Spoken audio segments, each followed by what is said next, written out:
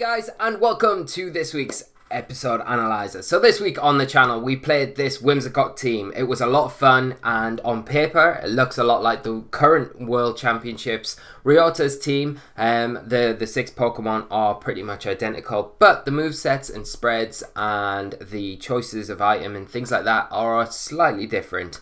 So we will go through that. But we had a really fun week with the team this week. We had a lot of good games, and I think we kind of showcased some of the niche picks that you can kind of choose on a similar build. It's a very solid call, but you can kind of put your own mark on it, and that's always what I'm trying to do and get across in the videos that I do on the channel. You know, it's trying to kind of influence and kind of juice up the creativity with you guys. There's nothing wrong with taking a solid team of 6 Pokemon and then just putting your own stamp on it to try and get it to work slightly different ways to usual. And I think we kind of did that this week. The team performed very well. We had a lot of fun games, and we had a lot of success with it this week. So it was really good featuring it, because we featured Sam Pengelis's runners-up World Championship team with the Alolan Ninetales, but we never really featured Ryota's team, so it's kind of like a homage to that, I guess. But just to kind of go over the team before we get into anything in today's episode, we have the Whimsicott. It is holding a Focus Sash. We've got Moonblast and instead of the Nature Power, and we kind of opted for that primarily because I felt that with Persian and Mandibuzz becoming really relevant again in the format, and their popularity kind of spiking at the moment, if you've got Nature Power, because of their dark typing, obviously the Prankster ability that runs alongside the Nature Power kind of means that you can't hit those Pokemon, and I just thought I'd rather have something a lot more consistent. The Moonblast's doing good damage on all of those threats. It can do good damage to things like Garchomp as well, and just generally chip Pokemon for decent damage outside and not having to rely on terrain control or anything like that. So it took that all out of the equation, and we're just using Whimsicott. It's more of a supporter, and then it's got that Moonblast there excuse me, to kind of just support the rest of the team as and when it can. And also just having that attack and move means if we get taunted for any reason, we're not locked out from completely doing nothing. We've still got access to Moonblast, and we can still do damage. So there's definitely merits for running Nature Power, and especially in a double terrain team like this, you can see the merits there with it. But I just feel like the Focus Sash gives you a bit more stability to make sure if you do get a big hit early on, you can kind of control it, protect it, and bring it in later to utilize that Tailwind again once it runs out. So just in general, Whimsicott's a very good supporter. We got the Moonblast on it, as I mentioned. We got Tailwind. We went for Sunny Day because I feel like Sunny Day and Whimsicott with the Prankster is just, it's so good, because Rain otherwise could cause this team quite a lot of problems. We've got the Tapu Fini, but aside from that, we've not got a lot that's really going to be taking those water type attacks very well. Pelipper, which you commonly see on those double duck teams, is going to be hitting and threatening the Whimsicott with Hurricanes, which is never a great thing. So just having the option to kind of take away the Rain without having to switch, without having to change your board position, is just so valuable. So that was something I wanted to try on it. And I think that worked out really well this week, and not just against Rain but against Hail. We can stop Ninetales setting the Aurora Veil up. We can get rid of the Sand if Gigalith's on the field to make sure we can do extra damage with our special type attacks, and so on and so on. So it's really good. We've got the Taunt on it as well to just shut down opposing threats like Porygon 2, Mimikyu potentially and things like that, and Snorlax and stuff like that. We could have went for Encore, and to be honest, I'd really love to have Encore on this set, but I just don't feel like the 4 moves that we chose before it kind of warranted taking off, and I think we needed them to allow the team to function as well as it does. We've got Tapu Koko, big Tapu Koko, just a standard Tapu Koko, just a Life Orb variant with Thunderbolt, Dazzling Gleam, Volt Switch and Protect. Really bog standard, but does the job that it needs to do. It's hitting things for good damage in electric terrain. It gives us a nice pivot to maneuver our board position round and get things in position when we've got the Tailwind up with, say, Whimsicott. So general, you know what Tapu Koko does. It offers amazing offense. It's very fast. I didn't really want to reduce the speed on it very much, but it is a Pokemon that I'd probably look at in future and maybe reevaluate the EV spread, maybe optimize it a little bit, maybe change it to modest even, so we can guarantee KOs on stuff that we're just missing potentially at the moment. Then we move on to Tapu Fini. We've chosen a Calm Mind variant with a Wiki Berry. Again, quite a standard variant of Tapu Fini. We've got a timid variant though with a it's quite a fast Tapu Fini on this team, I'm pretty sure. And now I need to just double check because I'm questioning myself. Let me just find out for you right now. No, on this team we're running a modest Tapu Fini. So, and that makes a lot more sense. So we are running a modest Tapu Fini. I'm just getting confused because there was an alternative team that I've been testing out this week with a faster Fini in there. But yeah, we've got a modest Tapu Fini. We've got a little bit of speed investment in there, and that is to kind of pair up well with the Bulldoze that we'll later come to in the team. But apart from that, very standard. I just feel like the Calm Mind variant gives us a lot more options, especially against Trick Room. If we can't stop it, we've got the option to sit and just Calm Mind in front of things. And after a couple of Calm Minds, Fini's hitting super hard, and especially if we can get in a Tailwind environment, it's going to be very, very good. We've got Celesteela in there as well. And Celesteela is pretty much the only thing that we've got on the team that's ground resist. We could count Whimsicott into that, but you know, Whimsicott's very frail, so it's nice just having an immunity on the team that we can switch into from, say, Tapu Koko or something like that onto Garchomp and other you know, threatening ground type attackers. It also threatens Tapu Lele and Tapu Bulu and Nihiligo in particular, that causes this team quite a lot of issues. Then we round off with Crocodile. It's kind of our Intimidate supporter. We've got a very bulky Crocodile. It's got a little bit of speed in it with very little attack but lots of defense investment.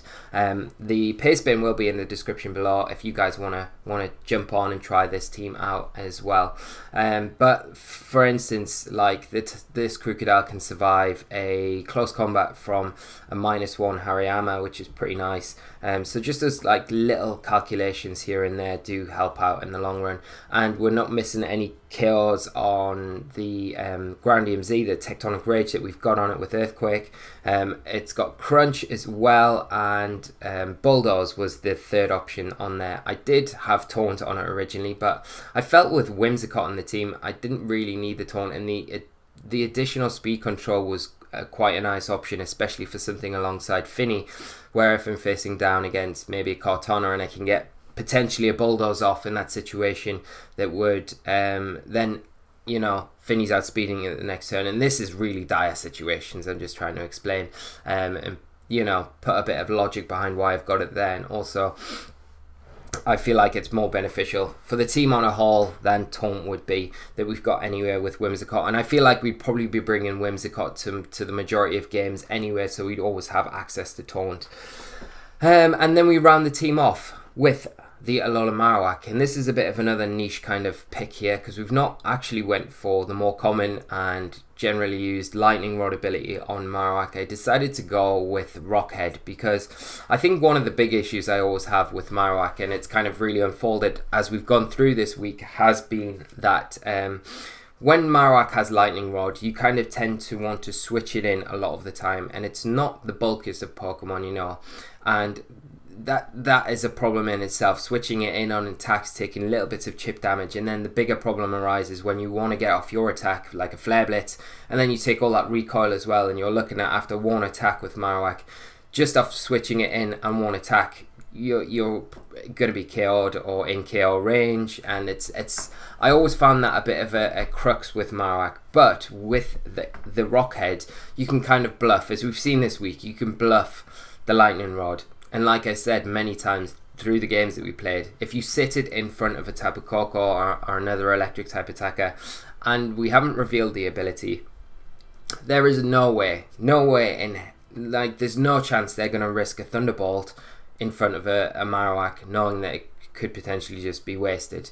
So they'll always opt for the safer option in that thing. And then that's the opportunity that you're going to get in those situations to kind of get a bit of momentum, maybe take an advantage and, you know, use that opening to kind of build your side of the field to try and win the battle. And I think we did it quite well this week. We've got Sword Stance, Flare Blitz and Shadowbone on there.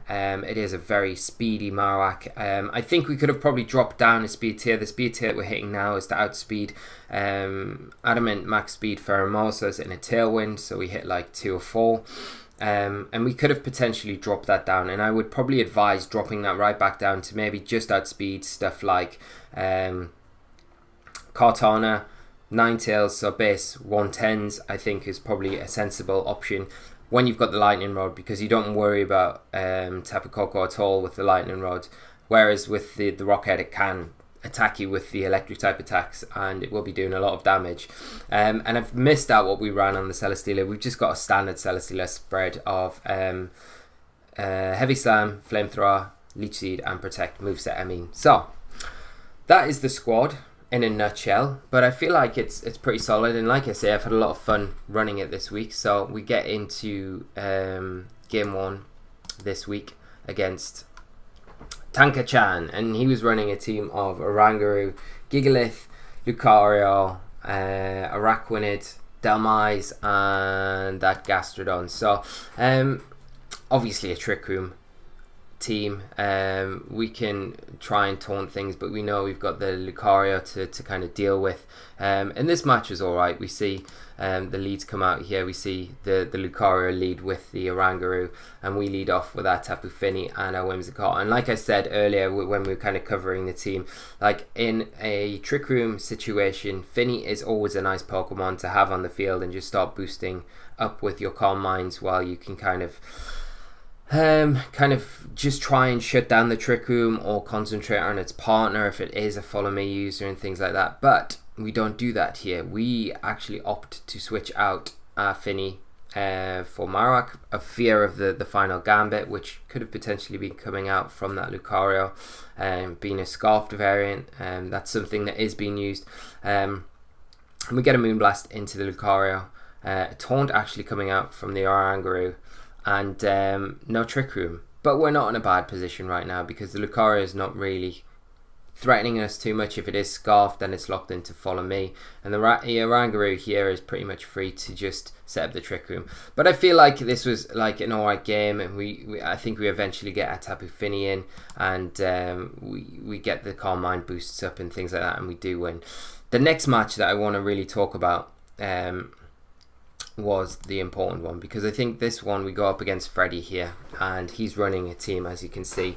This is the second game we're playing with this team of Marowak, Celesteela, Tapu Koko, Garchomp, Salamence and Tapu Lele. So lots of big threats on this team that can cause us a lot of issues, you know. There's a Celesteela for one, because it's paired with the Alolan Marowak that will have the Lightning Rod, so it kind of makes life very difficult for our Tapu Koko here, and it kind of leaves our own Marowak as probably a more consistent way to deal with it without having to think about what else can kind of be switched in on a potential Thunderbolt from our Tapu Koko. So preserving that is a big thing for us going into this match, and I feel like we manage everything pretty well in this game. We see the leads come out here.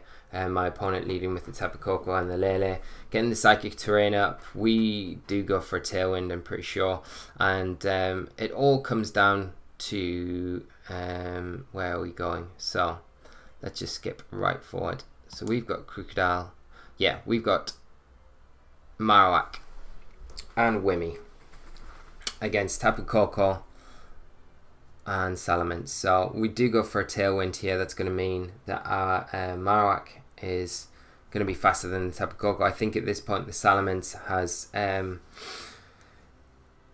revealed, I'm not sure if it's went for a Dragon Dance. I don't think it has. And we come down to our, let's see, Crocodile. Okay, so we've got a Crocodile, and I think it has Dragon Dance. So I think it's outspeeding both our targets at the moment. So we get the Intimidate off onto the Salamence, nullify that Dragon Dance. It's likely that it's got Earthquake here, but Crocodile should be outspeeding it with the Tailwind now. So what we can do is just double into it and then hope that the Tapu Koko just locks itself in and goes for another Dazzling Gleam rather than going for an electric type attack.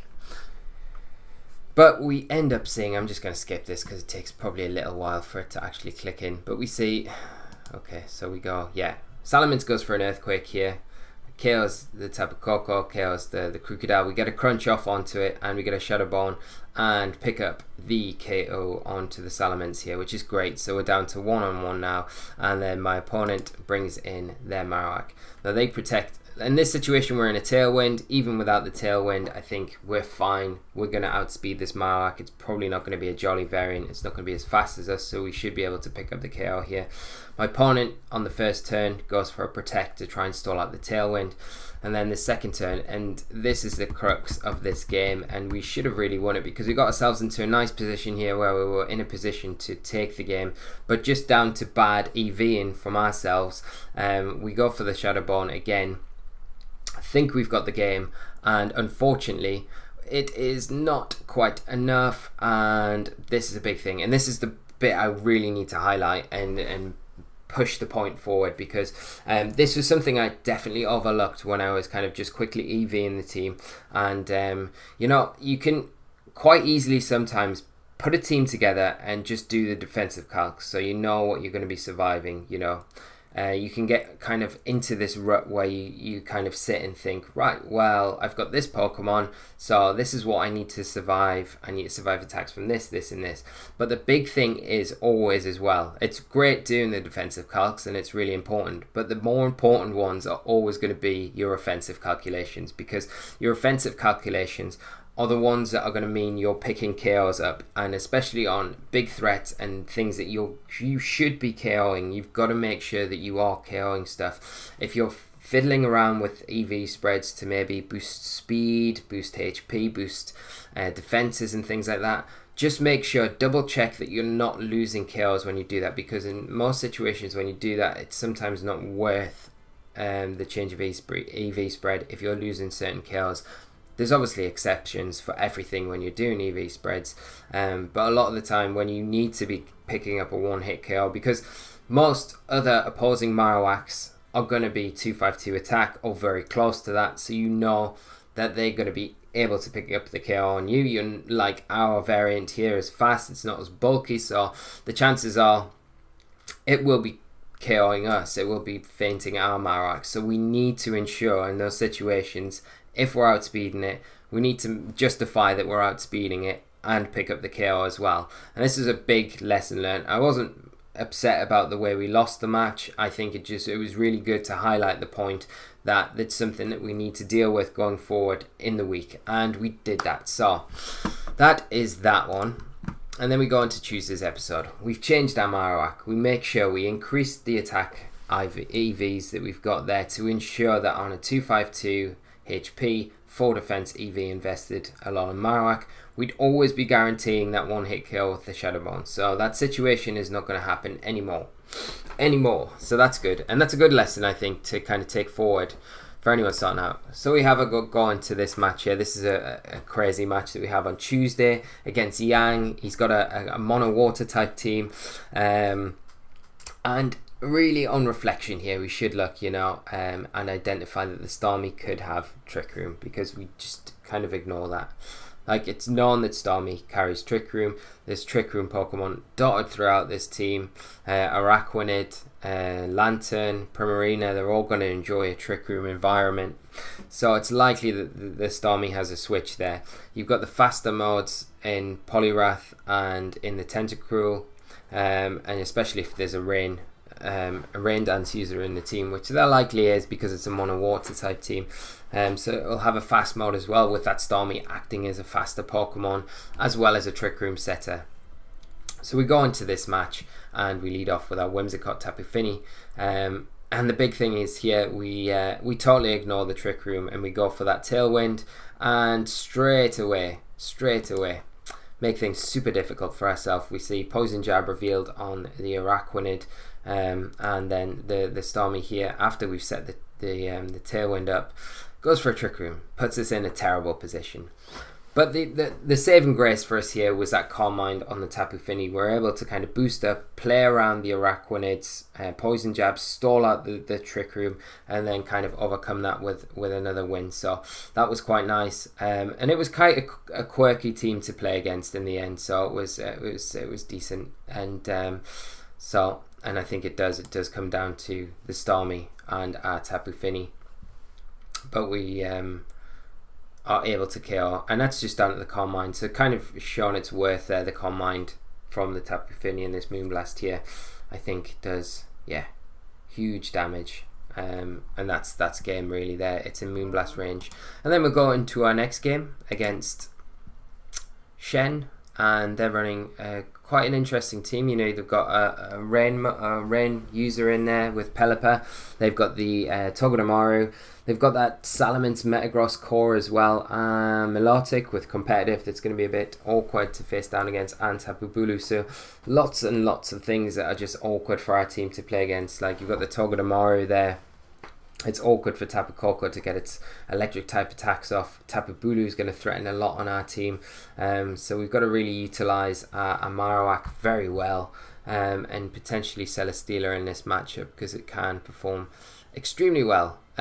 So let's see. I don't really want to go through every match that we've done this week because I think every match that we've had this week has been a win, apart from that second game on Monday. So where we'd normally like to go through the analyzer and be like, well, this is where we could have done this wrong, this is where we could have done this wrong. I think the majority of the games this week we played a lot better than we have been playing, and we definitely got the results that were very good this week. As we see there, Whimsicott showing how it's worth with that sunny day, getting rid of the rain to take advantage of that.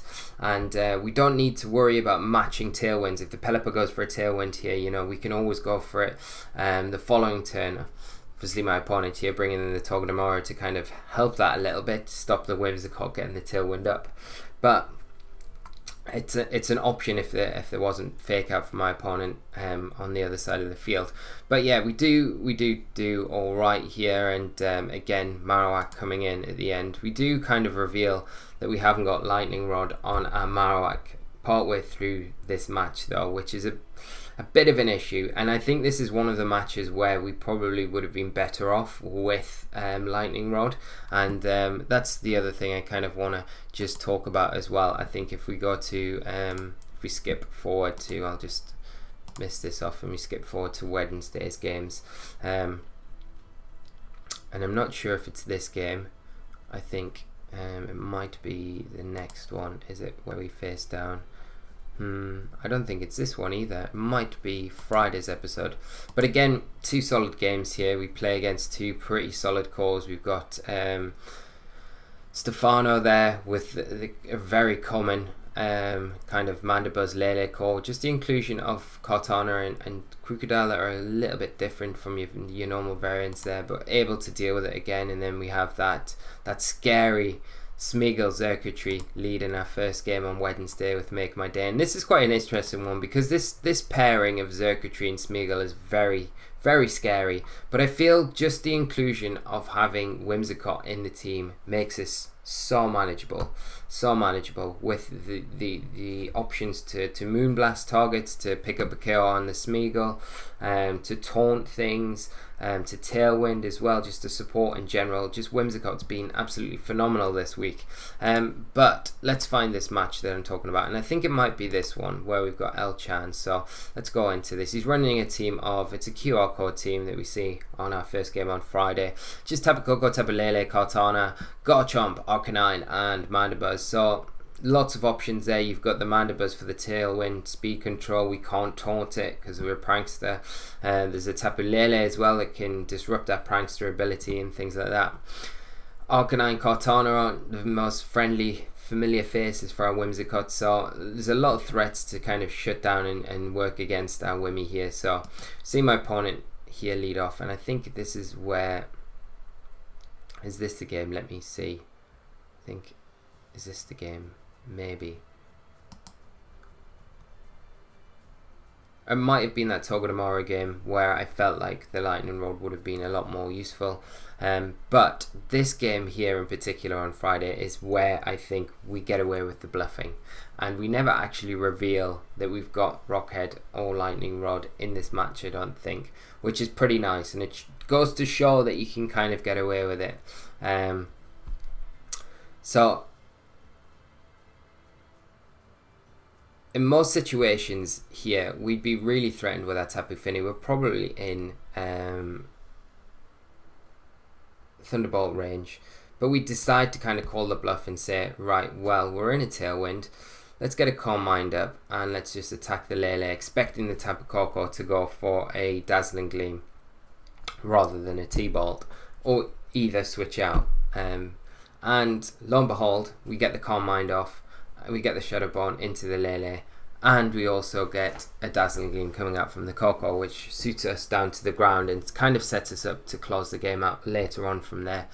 But yeah, there we go. So here it is, that Calm Mind from Fini, so boosting those attacks and kind of giving us that little bit of building momentum that we needed, that we were lacking. With such two offensive Pokemon sitting on the field, we could have quite easily targeted into the Tapu Koko there to kind of get around the Thunderbolt, but I was so confident that we wouldn't see a Thunderbolt come out at this point that it was quite an easy kind of decision to make. So that kind of just shows that you don't always need the Lightning Rod. And I think we had a comment from Lou as well earlier in the week. She played Rockhead Marowak for the majority of the season and got away with it, bluffing it in their best of 3 games, so it can work best of 3 as well. I think you just need to play it slightly differently. I don't think you can play it as freely as you want, switching in and out as your Lightning Rod. You just need to preserve that information that you've got on the Lightning Rod a little bit better than you would normally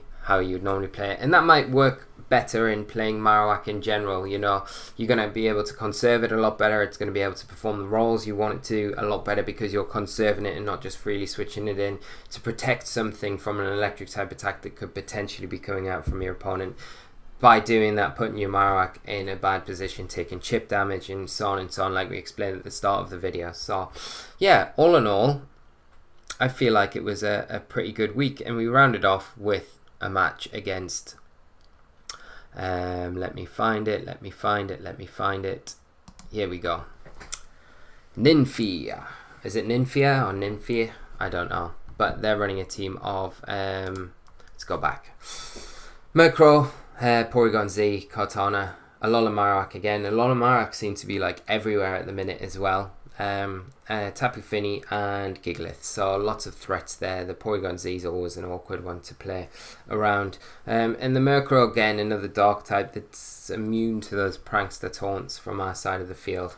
But I feel like we played around this well again. I think we kind of identified the things that could have went wrong for us, and played on those, like the taunts, calling a taunt on our Celesteela when we had it in, kind of calling the breakneck blitz onto our Fini to switch in our Marowak onto that to kind of waste that, and from there we kind of were able to play the match out quite comfortably and lock up another win and send the team off with a really good result for the week. So that just about covers it. There wasn't really too much to kind of cover in this team. We know it's a solid 6 Pokemon. Ryota used it at Worlds this year. The 6 performed extremely well. They were extremely different to what we're using in most respects. There is some similarities there, but on the whole, 2 different builds of the same team, but we already know how strong it is. And I think it just kind of goes to show this week we've had a lot better results. We're playing a lot better with it as well. We're more comfortable with it. We're able to kind of identify our win conditions and things like that. And I just feel like it's been a nice week to kind of highlight the team and just show it off. And I hope you guys have enjoyed it. So do let me know your opinions and your thoughts. As I say, the Pastebin will be down in the description below. So you guys can go and try it out if you'd like to. If you've got any questions about the team at all, or any of the matches that we've played this week on the channel with the team, do let me know. I'd love to hear your opinions on that. But I'm going to wrap things up there. I thought this might be a little bit shorter than usual, but it seemed to turn out a little bit longer than what I kind of intended, but I feel like we've covered everything and we don't really need to go into too much detail. Like the matches themselves haven't been like in areas where we've had to really go back and think, why did we do this, or we should have done that. I think for the majority of the time we've played it pretty well, and it's nice to say that for a change on the channel. So it's been a good week, and I will look forward to coming back next week on Monday with that Dragon Dance Salamence team. We've had a few requests for that, and it seems like the common consensus is that that's what you guys would like to see. So we'll be back on Monday with that Dragon Dance and Salamence. Do catch the 1k sub special that will be up tomorrow on the channel, probably 7:30 tomorrow evening, and you can stand a chance to win some really nice goodies, a little Mimikyu plush and a big fat Snorlax plush as well that I got for you guys, just to say a little thank you. The episode should be quite fun. I've kind of tried to do something a little bit different, and I hope you enjoy it. So go and have an amazing weekend, guys. As I say, I hope this has been beneficial. I hope you've enjoyed this episode Analyser. Again, we're in the baby stages of this little mini series, so if there's things you'd like to see included, incorporated in it, let me know in the description below. Not in the description below. God, wake up, Lee. In the comment section below, and we'll work on implementing things and making things a lot better as we go through the rest of this little mini series, because I do think it would be beneficial to tag it on to the end of every week like we're going to be doing, and just going over the matches from the past week and just analysing any areas that were a bit iffy, areas that need changing, and areas of improvement, and where we can go to make those improvements and things like that. So have an amazing weekend. Leave a like on the video if you found it helpful, enjoyable, whatever, guys. It's always a big help. If you're new to the channel, do subscribe, because we are very heavy VGC, Video Game Championship content creators. We will be doing lots more when Ultra Sun and Ultra Moon come out in a couple of weeks, so it's an exciting time. So it'll all be very good. But I'm going to leave it there, guys, for like the 4th time. I'm going to let you go. Have an amazing weekend, whatever you're up to. Make sure you're taking care of yourselves, and I'll see you all on Monday. So until then, guys, thanks so much, and bye-bye!